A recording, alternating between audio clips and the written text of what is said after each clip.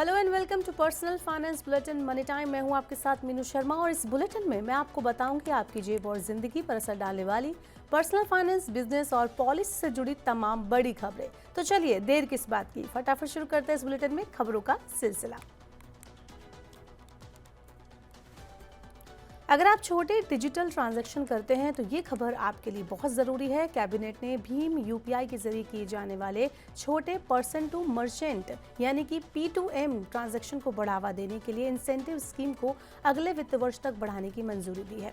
इस योजना का उद्देश्य डिजिटल भुगतान को बढ़ावा देना और छोटे व्यापारियों को लाभ पहुंचाना है, लेकिन इस बात का असर आपकी जेब पर भी होगा। दरअसल सरकार जब छोटे यूपीआई पेमेंट पर मर्चेंट को इंसेंटिव देती है, ऐसा ना करने पर मर्चेंट वो इंसेंटिव पेमेंट करने वाले आम लोगों से भी चार्ज कर सकते हैं, जिसका सीधा बोझ आपकी और हमारी जेब पर आ जाएगा। कैबिनेट के फैसले के अनुसार इस स्कीम के लिए 1500 करोड़ का बजट निर्धारित किया गया, जो 1 अप्रैल 2024 से 31 मार्च 2025 तक लागू रहेगा। इस योजना के तहत 2000 तक के यूपीआई ट्रांजैक्शन यानी P2M ट्रांजैक्शन को इंसेंटिव मिलेगा, जिससे छोटे दुकानदार और व्यापारी डिजिटल पेमेंट को ज़्यादा अपनाएंगे। देश की सबसे बड़ी बीमा कंपनी LIC यानी कि life insurance corporation of India जल्द ही हेल्थ इंश्योरेंस मार्केट में एंट्री करने जा रही है। रिपोर्ट्स के मुताबिक 31 मार्च से पहले कंपनी सेगमेंट में अपनी एंट्री की ऑफिशियल अनाउंसमेंट कर सकती है।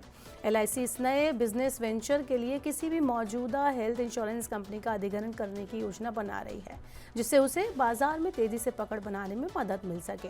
हेल्थ इंश्योरेंस मार्केट में LIC की एंट्री से ग्राहकों को नए ऑप्शन मिलेंगे और बीमा सेक्टर में कंपटीशन और ज़्यादा तेज हो सकता है। फिलहाल भारत में star health, Apollo Munich, HDFC Ergo और अन्य कंपनियां इस सेगमेंट में लीडर हैं, लेकिन LIC की मौजूदगी से मार्केट में बड़ा बदलाव आ सकता है। बुलेटिन में बढ़ते हैं आगे। भारत सरकार ने सस्ते इंपोर्टेड स्टील पर टैरिफ लगाने का फैसला किया है, जिससे घरेलू स्टील इंडस्ट्री को मजबूती मिलेगी। अमेरिका में डोनाल्ड ट्रंप द्वारा उठाए गए ऐसे ही कदम के बाद अब भारत भी सस्ते ग्लोबल स्टील के बढ़ते दबाव को रोकने के लिए ऐसी कुछ रणनीति अपना रहा है। रिपोर्ट्स के मुताबिक सरकार उन देशों से आने वाले सस्ते स्टील पर आयात शुल्क यानी इंपोर्ट टैरिफ बढ़ाने की तैयारी कर रही है, जो भारतीय कंपनियों के लिए नुकसानदायक साबित हो सकता है। इस फैसले से घरेलू स्टील कंपनियों को राहत मिलेगी, जो चीन और अन्य देशों से आ रहे सस्ते स्टील के कारण दबाव में थी। टाटा स्टील, JSW स्टील और सेल जैसी कंपनियों को इसका सीधा फायदा मिल सकता है। एडटेक यूनिकॉर्न फिजिकवाला ने 4600 करोड़ रुपए के IPO के लिए ड्राफ्ट पेपर गोपनीय रूप से फाइल कर दिए हैं। ये भारतीय एडटेक सेक्टर का सबसे बड़ा पब्लिक इशू हो सकता है। रिपोर्ट्स के मुताबिक कंपनी का फोकस फंडिंग जुटाकर अपने कोर्स पोर्टफोलियो का विस्तार करने और टेक्नोलॉजी अपग्रेडेशन पर रहेगा। आपको बता दें कि फिजिकवाला, जो JEE और NEET यानी नीट जैसी प्रतियोगी परीक्षाओं की तैयारी कराता है, उसने हाल ही में अपनी ऑफलाइन और ऑनलाइन उपस्थिति बीते कुछ सालों में तेजी से बढ़ाई है।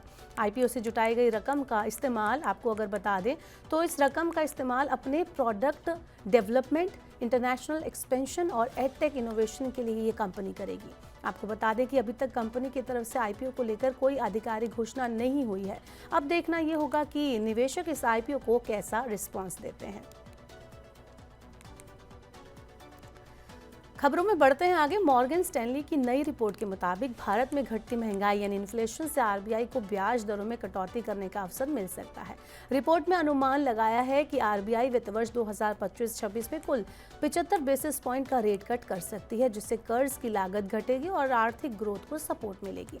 बता दें कि भारत में महंगाई दर पिछले कुछ महीनों में स्थिर बनी हुई है और कंज्यूमर प्राइस इंडेक्स यानी CPI के आंकड़े भी अनुकूल दिख रहे हैं। इससे RBI पर ब्याज दरों को लंबे समय तक ऊंचे स्तर पर बनाए रखने का दबाव कम हो सकता है। अगर केंद्रीय बैंक दरों में कटौती करता है तो इससे बैंकों के कर्ज सस्ते होंगे, जिससे कंपनियों और आम उपभोक्ताओं को काफी फायदा होगा। इससे ऑटो, रियल एस्टेट और उपभोक्ता वस्तुओं के सेक्टर में ग्रोथ को बढ़ावा मिलने की उम्मीद है। मॉर्गन स्टैनली का मानना है कि पहली दर कटौती 2025 की दूसरी छमाही में हो सकती है, जब RBI महंगाई और वैश्विक आर्थिक कारकों को ध्यान में रखते हुए अपने फैसले लेगा। इस फैसले से इक्विटी मार्केट और बॉन्ड मार्केट पर भी पॉजिटिव असर पड़ सकता है, क्योंकि कम ब्याज दरें निवेशकों के लिए अनुकूल माहौल बनाती हैं। अब देते हैं आखिर में बुलेटिन में आपको शेयर बाजार का हाल। लंबे अंतराल के बाद विदेशी निवेशकों की खरीदारी के बीच दिग्गज कंपनियां L&T, HDFC बैंक और रिलायंस इंडस्ट्री में जबरदस्त खरीदारी से स्थानीय शेयर बाजार बुधवार यानी आज लगातार तीसरे दिन भी बढ़त के साथ बंद हुए। हालांकि IT सेक्टर की प्रमुख कंपनियों के शेयरों में भारी बिकवाली से बाजार पर थोड़ा दबाव भी देखा गया। सेंसेक्स 147 अंक यानी 0.20% चढ़कर 75,449 अंक पर बंद हुआ। कारोबार के दौरान एक समय ये 267 अंक बढ़कर 75,568 अंक पर भी पहुंच गया था। वहीं निफ्टी भी 73 अंक यानी 0.32% बढ़कर 22,907 अंक पर बंद हुआ। सेंसेक्स की कंपनियों में Tata steel, Zomato power grid, UltraTech cement, IndusInd bank, Larsen and Toubro, Adani ports, NTPC, भारतीय स्टेट बैंक और रिलायंस इंडस्ट्रीज प्रमुख रूप से लाभ में रहे। वहीं दूसरी तरफ Tech Mahindra, Tata Consultancy Services, ITC, Infosys, Sun Pharma, Maruti Suzuki, HCL Tech और नेस्ले के शेयरों में गिरावट देखी गई। तो फिलहाल के लिए मनी टाइम में ये थी आज की तमाम बड़ी खबरें। वक्त हो गया आपसे विदा लेने का। अब आपसे होगी कल मुलाकात। पर्सनल फाइनेंस से जुड़ी खबरों को पढ़ने, सुनने, उनसे जुड़े खास कार्यक्रमों को देखने के लिए आप मनी 9 के YouTube चैनल को जरूर सब्सक्राइब कर लें। साथ ही अगर आप इन खबरों को पढ़ना चाहते हैं और ज़्यादा एनालिसिस करना चाहते हैं, जानकारी हासिल करना चाहते हैं, तो मनी 9 लाइव की वेबसाइट पर जाएँ, वहाँ आपको तमाम खबरें मिल जाएंगी। आज का मनी टाइम आपको कैसा लगा, नीचे कमेंट बॉक्स में अपना फीडबैक हमें ज़रूर दें। फिलहाल के लिए इस बुलेटिन में इतना ही। बने रहिए मनी 9 के साथ। नमस्कार, शुभ रात्रि।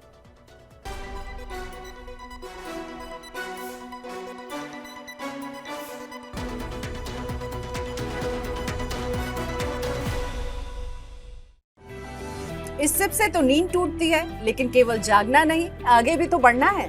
उसके लिए चाहिए एक और सिप। हर महीने छोटी छोटी रकम की इंस्टॉलमेंट यानी सिस्टमैटिक इन्वेस्टमेंट प्लान से शुरू कीजिए निवेश। लेकिन पैसे बढ़ाने वाली कौन सी सिप आपके लिए रहेगी अच्छी?